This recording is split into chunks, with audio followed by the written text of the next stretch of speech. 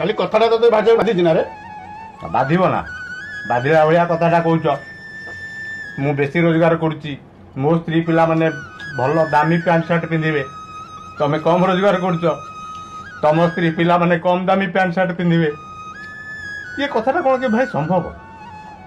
ମୁଁ ବୁଝୁଛି ରେ, ସବୁ କଥା ମୁଁ ବୁଝୁଛି, ହେଲେ ମତେ ଭାରି ଭୟ ଲାଗୁଛି। ଭୟ ଲାଗିବାରେ ଭାଇ କ'ଣ ଅଛି? ଭାଇ ଆମ ଘର ଏକତା ଆମ କପଡ଼ାରୁ ବୁଝାଯାଏ। ଆମ ଘରର ସ୍ନେହ ମମତା ଭଲ ପାଇବା ଏହି ଭାତ ଥାଳିରୁ ବୁଝାଯାଏ ଭାଇ, ତରକାରୀ ତାଟିଆରୁ ବୁଝାଯାଏ। ମୁଁ ବେଶୀ ପଇସା ରୋଜଗାର କରୁଛି, ଅଲଗା ରହିବି, ଡାଇନିଂ ଟେବୁଲରେ ମାଛ ମାଂସ ଖାଇବି, ତମେ ତଳେ ବସି ଡାଲି ଚୋଖା ଖାଇବ, ଏଇଟା କ'ଣ କେବେ ସମ୍ଭବ? ତଥାପି ସମୟ ସମୟ ମତେ ବହୁତ ଜୋର ଭୟ ଲାଗୁଛି। ଭାଇ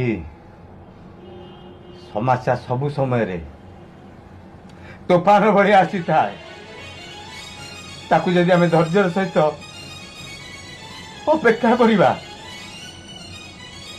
ଶୁଖିଲା ପତର ଭଳିଆ କୁଆଡ଼େ ଉଡ଼ି ଚାଲିଯାଏ।